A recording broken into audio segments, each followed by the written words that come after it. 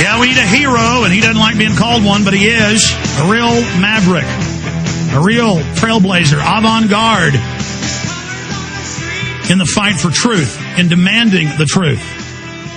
Charlie Sheen, live with us right now on 999. He'll be with us on 911 Live for an extended interview, a taped interview coming up at the start of next hour.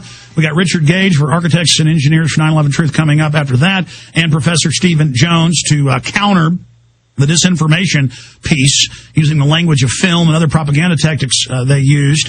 It's the same film company that produces most of the big JFK disinfo pieces.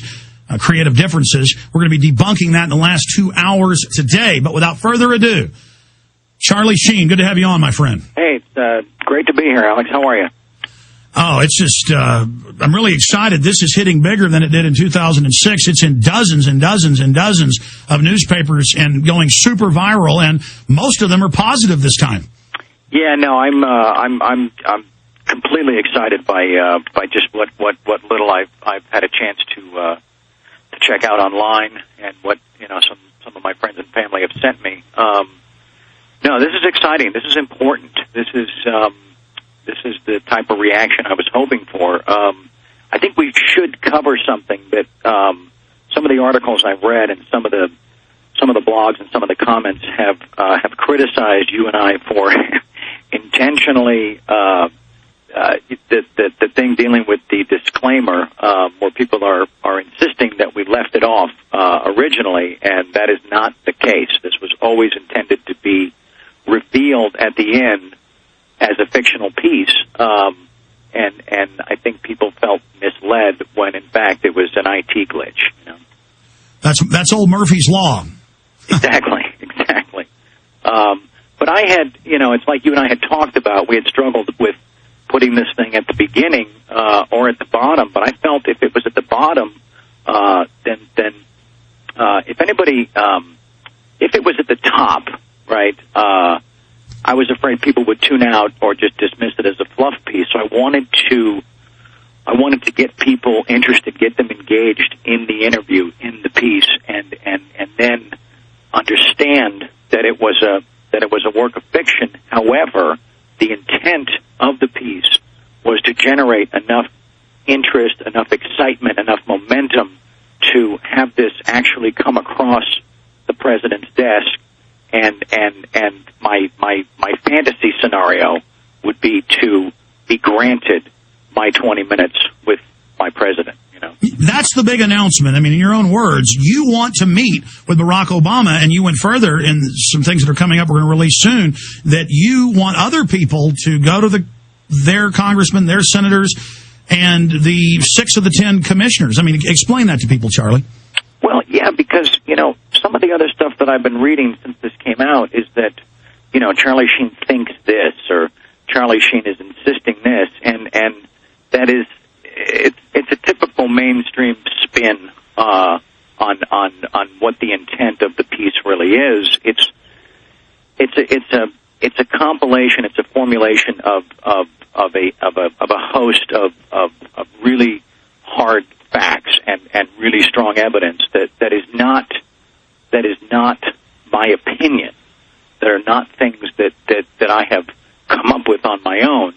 These are the observations and the realities put forth by people 1,000 times smarter than me, people that do this for a living, So I felt it was important to put it all into one document where even the naysayers would look at it, and it's just typical when they can't attack the facts, they attack the person, and that's what they're engaged in, and it's what I expected. It's fine. It's what they do. But yeah, I think if you can divorce yourself from who wrote this, why it was written, and just look at those facts, and I think it really begs to be explored deeper.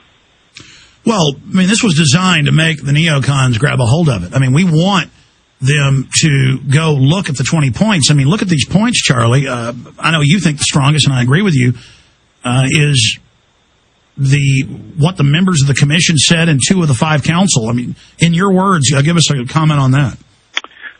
Well, I think if anybody brings up the Reuters piece that came out last night, I think they mentioned the commission member aspect of the piece no less than 5 times. So I think even they saw the true value of that, and the true damning implication of that, and so they were very smart to jump on that as a key aspect of the document, and I'm hoping, as this builds momentum, as it picks up steam, as it garners more attention, that this will force some of these commissioners, if not all of them, out into the open to comment on this. So we're not misleading people, misquoting them, misguiding anybody in any capacity. Well, the quotes you got were out of the Washington Post. The quotes you got by all the commissioner members were out of mainstream news, and we have a bibliography with the links directly to their quotes. Exactly. This is not a conspiracy theory that 6 of the 10 commissioners said it was a fraud, a cover-up, that they wanted a criminal investigation of the Pentagon covering things up. How can this be hidden in plain view? Well, it's just the way things work today, and hopefully with having written this and with what we're doing, hopefully we can pull back the curtain on some of this stuff, And just to be clear, go ahead. I'm sorry, Alex. But this is just me asking questions. This is not me having solved everything or having an idea of what went down or how it went down or how it didn't go down. This is just a guy with questions, a guy who voted for a president, a guy whose tax dollars support wars that I don't support personally, emotionally. And so I feel like I have a right to request this time to ask these questions. And the good news for Obama is that he's already got my questions. He's already got the document. So there's no surprises, Absolutely. I want to play a clip, and then we're going to come back and get one more comment from you, and then we'll cover more coming up on Friday. And I really appreciate your time and your courage, Charlie. Let's play this clip. This is the first minute and a half of a 20-plus minute interview I'm going to be airing for the first time coming up in the next hour. But then I want you to comment on this after we're done playing it. Here it is. Okay, great. Charlie, it's great to be here with you. Appreciate you doing this interview. Likewise, Alex. Thank you. Why, after 3 years of silence concerning 9/11, are you now speaking up? And why have you written this public letter that you've now published? Well, Alex, I wrote this letter for 2 reasons. Firstly, I wanted to create a public document specifically rooted in fact. If anybody dares question that, I would encourage those people to scrutinize it, to research it. The truth is unchanging, Alex, as we both know.